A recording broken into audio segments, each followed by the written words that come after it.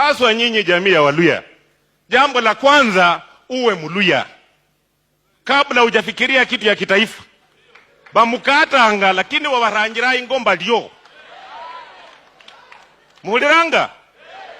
Na ndio sisi tunasema watu wa Jubilee mtakuja tuketi tuzungumuze, watu wa kodi mkuje tuketi tuzungumuze, lakini sisi tunataka haki ya jamii yetu. Nikisema hivyo haimaanishi mimi ni watermelon. Hapana, zambi ni zambi. Mundu nako libuoni ni muoni, si ndio? Mimi nataka tufanye kazi pamoja na serikali kama itatupa heshima yetu.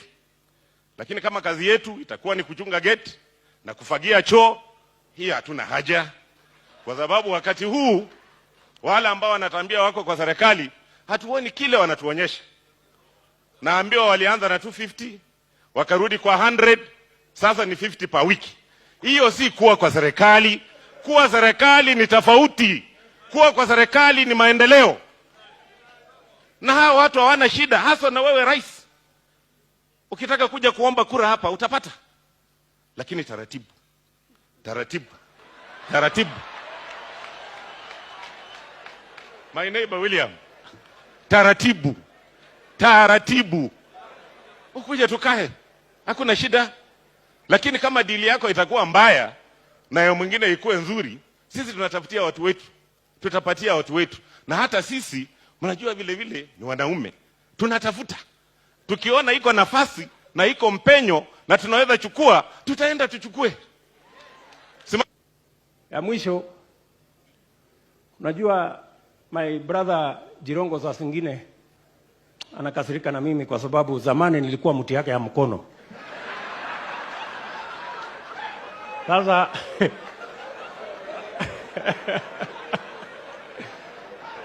anakasirika na mimi sasa, anaona huyu ambaye alikuwa mti yangu ya mkono alipitia wapi hapa mpaka aka.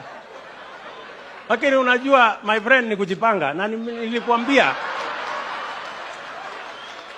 I told you,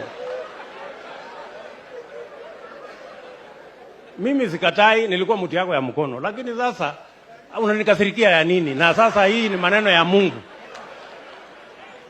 ama namna gani jameni? Nilikwambia hii siasa peleka namna hii polepole, usifanye sana namna ile, itaharibika. Unaona mimi nakaa nyuma ya Uhuru Kenyatta najipanga hapo polepole polepole polepole. I know what I'm doing my friend. Unafikiri nikilete fujo kwa huyu jamaa ata ala? My friend, tuendelee namna hiyo. Na tumesoma kutoka historia. Tumesoma kutoka historia. Hata Nyayo alikaa nyuma ya baba ya huyu jamaa akakuwa kitu. Huyu rafiki yangu mwingine alikuja akalete fujo hapo kwa Kibaki, sasa yeye yako msituni. Tujipange mzuri. Maneno itaendelea namna hiyo. Tumekubaliana.